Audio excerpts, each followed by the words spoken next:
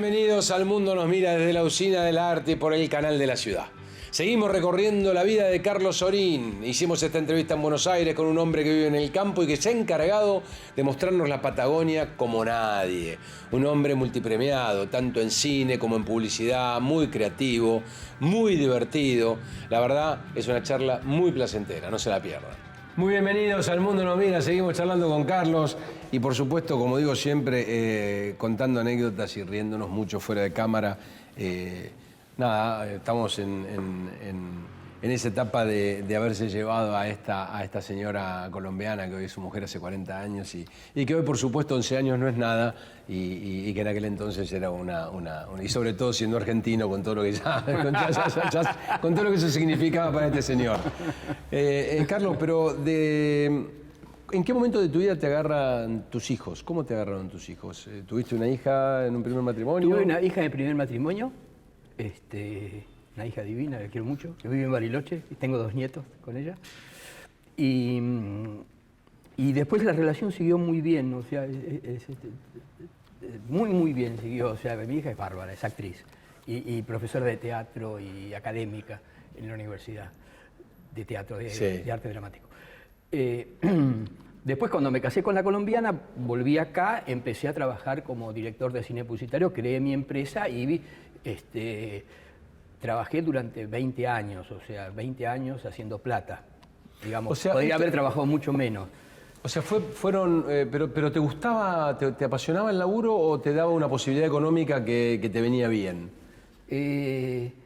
Sí, me gustaba en el sentido que lo hacía muy profesionalmente, o sea, lo hacía no de taquito. Sí, si no hubiera laburado 20 años. Por eso. Pero visto ahora en perspectiva, me parece que yo llegué al cine tarde. Yo llegué al cine con 42 años. Podía haber llegado con 30. Sí, pero bueno, que las cosas son cuando tienen que ser. Sí, supongo que sí.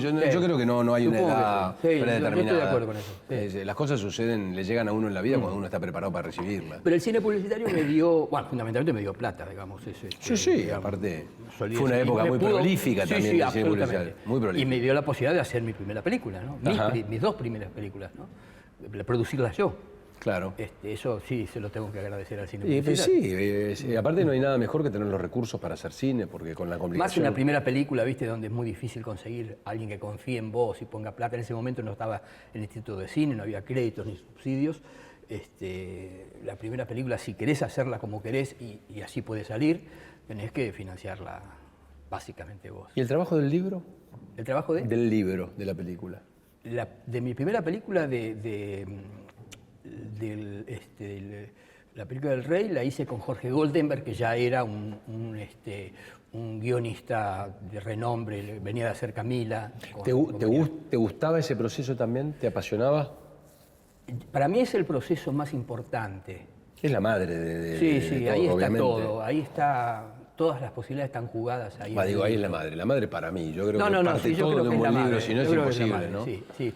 Vos llegás hasta donde llega el libro, eso seguro. Yo estoy completamente de acuerdo, por eso digo y que... es un trabajo, a mí me llena de inquietud, porque los otros trabajos están más o menos pautados, el rodaje, los programás, la edición, tantas semanas, tantas cosas, probás.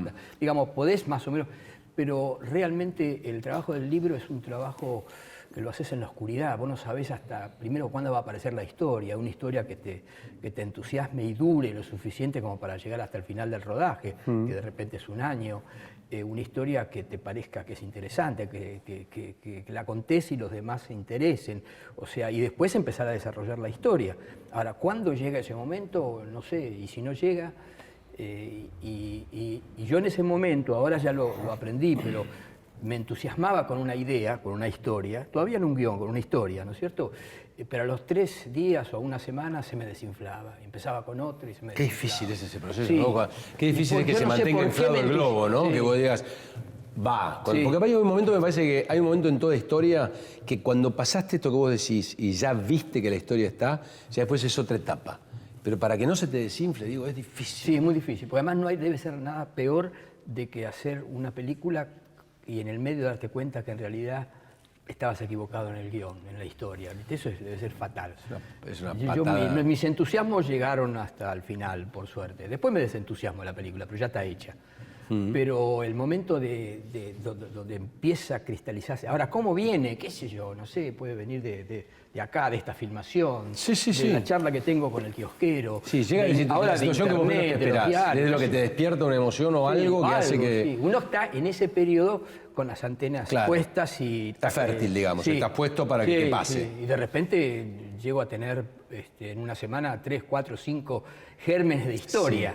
Y sos de anotar y guardar y después volvés sobre tus pasos, digamos. Y después muchas veces llego a desarrollar incluso el guión y ahí queda. Porque... Te pregunté hace un rato la historia esta de Daniel Day-Lewis, no solamente porque es una figura extraordinaria, un actor extraordinario, sino porque leí que una cosa que me pareció interesante, que ese proyecto fracasó como antes de empezar, decías, como fracasó desde el libro, o fracasó fracasó del libro, sí. Ese es un típico ejemplo del fracaso. Porque después estuviste 12 años a partir de ahí sin hacer nada. Claro, ese fue el síndrome de la derrota, del fracaso, sí. Cuéntame, ¿por qué yo venía, también lo aprendí. Yo venía de la película El Rey, que fue mi primera película, que empezó a tener, gana el Goya, gana el León de Plata de Venecia, gana, no sé, 10 premios más internacionales y me la creí. Dije, bueno, acá no Eso paro. es muy interesante. ¿Te pasó eso? ¿Te sentiste muy mimado, digamos? ¿Te sentiste mimado? Estás pisando fuerte. Lo que hago es bueno, exacto. sirve, a la gente le gusta. Me agarró como representante de una agencia de las grandes de Hollywood y me propuso hacer una nueva película con un actor que ellos tenían, que estaba creciendo, que venía de hacer My Beautiful Laundrette, una bestia. Y La insoportable del ser, Daniel Day-Lewis, pero todavía no había hecho Mis pies izquierdos, ¿no es cierto? Pero ya era un nombre. Ya La insoportable del ser. Y entonces, bueno, me embarqué en eso, ¿no? O sea, promocionado por una agencia de una gran producción. Digamos, en lo que hace, comparado con las que yo hago, era una gran producción. Sí. Comparado con las internacionales no era una gran producción, era pequeña. Pero bueno, tenía Daniel Day-Lewis. ¿Dónde la filmaron? La filmamos en varias zonas de la provincia de Santa Cruz. Ajá. En las zonas que yo frecuento en casi todas mis películas, prácticamente en las mismas zonas. El libro fue... Sí, el libro no estaba bien. Y la película... ¿No lo pudiste ver? ¿No lo supiste ver? No lo supe ver, no lo supe ver. Viste que a veces te pasa o te ofrecen una obra o algo, un personaje, decís que no y cuando lo ves en el otro actor decís no lo vi, no lo leí. Yo me había subido al caballo, o al pony, mejor dicho. O sea, como que te agarró un pico de soberbia, decir lo que yo haga va a estar bien. Vos sabés que una de las cosas que aprendí después de eso, que fue una experiencia muy dolorosa, primero que una segunda película es mucho más difícil que la primera. Te vaya bien o mal en la primera. Y segundo, que cada película tenés que tomarla con una ópera prima, con todos los temores, todas las inquietudes, todos los cuidados de una ópera prima. Porque vos no sabés, o sea, si vos te decís, no, el cine es fatal. Ahora, este tipo de cine, vos haces un cine más convencional, no hay problema. Vos sos muy duro con vos en el sentido, sos muy duro con vos en el sentido porque, digo, a todos nos ha tocado, la verdad, ¿no? A todos humildemente nos ha tocado, por suerte, tener éxito en muchas cosas y también nos hemos pegado palos. Y me parece que el palo es más a manera de aprendizaje. Me impresionó mucho que te hayas alejado tanto. Sí, o sea, como fue un castigo fuerte el que te diste. Sí, me refugié en la publicidad de vuelta, haciendo plata, en una jaula de oro. Dijiste, esto no me ofrece dificultad, yo acá... Sí, no, y siempre estaba, bueno, la deuda pendiente, bueno, ya llego, ¿viste? Intenté 2 o 3 posibilidades de guión, que ahí se quedó, pero estaba muy afectado por eso, por esa caída del caballo. ¿Y qué sentís que fue el resurgimiento de esa etapa? ¿Con qué sentís que...? Volvió con Historias Mínimas, que era una película que también la produje yo, que también volvió a tener, curiosamente, un suceso internacional que yo no esperaba, pero ahí fui mucho más cuidadoso. Ya había aprendido, ¿no es cierto? Que, ok, la película anda bien, gusta a la gente de todas partes, ¿viste? Pero eso no me garantiza nada para la siguiente. El miedo es una cosa intrínseca a la función del director. O sea, el director que no tiene miedo es porque está haciendo algo muy convencional. Y te mantiene muy atento el miedo. Sí, absolutamente. Seguimos charlando con Carlos, cosa que realmente me resulta un placer, y estábamos en este momento de su vida donde se había pegado un Flor de Castigo y volvió con Historias Mínimas, que fue un mimo importante de vuelta. Me decías fuera de cámara que vivís en el campo, que estás mucho allá. Vivo allá.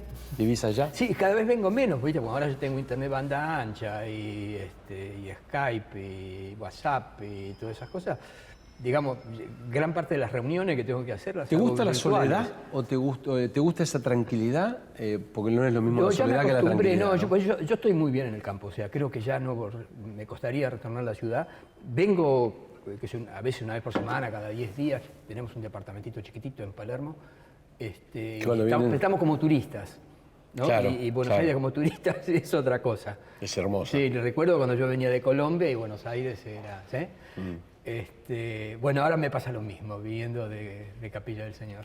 O sea, vivís en Capilla, con tus vacas, con tus cosas, con tus laburos de campo. Sí, con la sala de edición, Tenés todo ahí. todo, todo, todo. Todo ahí, perfecto. sí, sí. ¿Qué sentís que fue un antes y un después en tu vida? ¿Qué? Carlos? Un antes y un después, que vos digas, a partir de acá mi vida, ¿Qué fue antes y después? No sé. que te haya producido un antes y un después a vos, ¿no? Que vos digas, mi vida cambió de manera brusca. No, realmente no tengo ningún cambio así brusco. Sí fueron cambios que se fueron acumulando y que graduales, pero no recuerdo ningún hecho que quizá el viaje a Colombia o irme de Argentina o volver, no sé, pero creo que no, ningún cambio fue, siempre hubo unas ciertas continuidades de... O sea, fue toda de construcción, deseos, digamos. ¿eh? Fue toda una construcción. Sí, no fue una construcción especulativa, No, no, no, fue no, consciente. se pero fue armando digamos, tu vida, digamos. Sí, yo, digamos, los deseos y los anhelos, todas las cosas continuaron. Entonces puede haber cambios, pero me parece que siempre estuvo encaminado a... que tiene que ver con el cine eso, ¿no? Sí. Pero no hubo nada que digo, ahí me marcó, no. Hay muchas cosas, pero no son definitorias, no son un hito que, digamos... Yo creo que a nadie le pasa que al día siguiente de algo pasa a ser otra persona. No, pero hay hechos en la vida que te marcan muy definitivamente por una cosa o por otra, ya sea por un éxito, por un fracaso, por un dolor, por una muerte, por un nacimiento, digo, más allá de las cosas habituales que vos decís, bueno, son hitos, obviamente, el nacimiento de un hijo es un hito y demás, ¿no? No, claro, el nacimiento de mis hijos son hitos de todos. Hay gente... Y ahora de mis nietos, Bueno, por eso te digo, que es mejor. el abuelazgo es otra Así cosa. que hay que ¿no? tener hijos antes, ese es el problema, para tener nietos. Sí, claro. pero Uno, como dice un amigo mío, quedo con uno los no puede estar en nietos. todos los detalles. No, me quedo con los nietos. Sí. Claro. Ahora estás en una etapa de tu vida. ¿Qué pasó con el teatro? Que te acercaste a dirigir teatro, estás dirigiendo ECUS. Y ¿cómo lo vivís? Fue divertido. No es que voy a empezar una carrera como director de teatro. Es decir, nunca se me ocurrió. Nunca sabés, tampoco. No, lo creo. A mí el teatro me inquieta mucho, porque todo se mueve, todas las noches distinto, a mí esas cosas me matan. En una película, vos terminás la película y ya está para siempre, pero la eternidad es siempre igual a sí misma, ¿no es cierto? Antes estaba ansioso porque el proyectorista podía cambiar los rollos y equivocarse, y de repente quedaba mejor la película, ¿no? Pero ahora con la producción digital no hay ni siquiera esa posibilidad, y la película es igual a sí misma siempre. En cambio, en el teatro, todo puede pasar, ¿viste? Entonces, eso me llena de teatro, aparte inquietud. que toda la gente noche es del una teatro, función distinta. Esa cosa como lo estimula. A mí me pone muy nervioso, muy nervioso. Y la otra cosa del teatro, que también me produce una cierta... es que después de que trabajaste mucho tiempo y que están las funciones, lo único que te quedás es con un afiche. Claro, ¿No es cierto? claro, es verdad. En el cine te quedás con un afiche, pero también con una película. No, bueno, lo que tiene el audiovisual es eso. Sí. El audiovisual te deja... Pero, o sea, es volátil el teatro. ¿cierto? Sí, y quedan en el recuerdo, si querés, pero ¿Y de no qué hay- manera encaraste la dirección? Porque de cine a teatro, porque vos en el cine también has experimentado esta cosa de los no actores, de trabajar Sí, con no sí, actores, sí. que también es interesante saber qué te pasó con eso, por qué. No, con los no actores yo había hecho un comercial en el año 95, antes de Historias Mínimas, bastante antes de Historias Mínimas, de Telefónica, en un pueblito del sur, Sí. que había un tipo que decía, hola vieja, ¿sabés dónde estáis llamando? Pues, comercial que todavía lo recuerdan ahora, ¿cuánto? 20 años después, ¿no? Sí. Y el comercial estaba bien, pero había pegado excesivamente, porque no era un comercial deslumbrante, pero había pegado Penetró, fuertemente. entró. Sí, rompía la tanda. Y yo me dije, ¿por qué? Y fue que todos los que trabajan en ese comercial, nosotros habíamos llevado modelos y actores para ser de pobladores, que lo descartamos, y usamos a la gente del pueblo, y todos son la gente del pueblo. Y yo creo que la gente percibió algo que es de verdad. no sé cómo, percibió algo que no está en el mundo artificial de la tanda publicitaria, eso saltó. Entonces dije, ¿por qué no hacer una película de esa manera? Ojo, no era una idea mía, De Sica lo había hecho con Ladrones de Bicicleta, ¿no es cierto? Y ya había un movimiento internacional de trabajar, especialmente en el cine iraní, de trabajar en lugares reales, no manipular, no intervenir, en lugares reales, luz real. Pero cuando tenés que contar no actores. depende mucho de la historia que tengas que contar. Sí, depende de la historia, no puedes hacer Macbeth con eso. No, porque hay historias que no puedes contar con un actor. Pero además claramente... tenés que partir de un hecho, de que el que hace del personaje y el personaje tiene que ser casi lo mismo. Si es lo mismo, mejor. Porque no es un actor. Un actor tiene una técnica que le permite ser otro, ¿no es cierto? Con elementos de su pasado, de su historia, de la memoria emotiva, lo que sea, pero está haciendo otro distinto. Un no actor no tiene esa técnica. No. Bien, entonces tiene que ser de él. Entonces vos cuando haces el casting es el momento más importante. Yo el casting lo hago antes del guión. Con la historia hago el casting. Ajá. Entonces yo ya sé quiénes son y más o menos voy dándome cuenta qué podría decir y qué no. O sea que vas escribiendo un poco en función de lo que ya tenés de imagen en la cabeza. Es un casting muy amplio, que soy historias mínimas, debo haber visto más de 800 personas y que soy más de 60 viejitos para el personaje principal. El viejito que va a buscar. Exacto, va a buscar el perro. Así que yo tengo el casting, o sea, mis actores, mis no actores ya están previo a la escritura del libro. Y entonces termina siendo el guión o los diálogos como un saco hecho a medida. Y después los termina de ajustar en rodaje. Pero ellos, cuando yo decía corten, todo seguía igual. Claro. No es como una película con actores. Es que ellos no estaban actuando. Todo sigue igual. Es más, yo decía corte, pero seguía filmando. Y muchos gestos y cosas ahí me servían para la edición. Porque los no actores tienen que ser lo más parecidos al personaje. Lo más parecidos al personaje. Esa es la clave. O sea, y eso es una limitación. Sí. O sea, personajes muy profundos. Tiene mucho que ver fundamentalmente con lo que decías vos antes, que tiene que ver con el cuento que estás contando. Sí, tiene que ver con radical. Sí, la película siempre te determina los límites y ahí está todo. Ese es el universo. Entonces, es pertinente o no que uses no actores o que combines. Combinarlo a veces es peligroso, porque inmediatamente sale a la vista quién es el actor. Porque el actuar es una convención. Y lo que pasa es que el cine es absolutamente, yo diría, por decirlo de alguna manera, es del director. Es del director y de la edición. Bueno, esa es la gran diferencia. Esa es la gran diferencia con el teatro. Sí, el teatro es un trabajo que vos tenés que hacer con el actor y que una vez que la dirección está plasmada, el actor termina de conformar y sigue en el actor. Sí, porque la realidad que es... Sí, es exactamente lo opuesto. O sea, ¿no? Es como... El actor en el cine es la materia prima con el cual después en la edición uno construye el personaje. Pero es de director. Pero en teatro no. Pero en teatro el que construye el personaje es el actor. Uno sugiere, te pueden dar bola o no. Limita algunas cosas, ve el desarrollo general del personaje que a veces se puede llegar a perder, ¿no es cierto?, a lo largo de toda la obra. Está en lo general, pero el trabajo de construcción del personaje lo hace el actor. Y uno tiene que entender que hay muchas maneras de hacer bien un personaje, no una sola. Por lo tanto, los límites son muy amplios, ¿no? O sea, el actor puede correrse de un lado a otro y haciéndolo siempre bien. O sea, yo no estoy muy encima. Sí, estoy encima cuando hago cine, pero no acá. Ajá.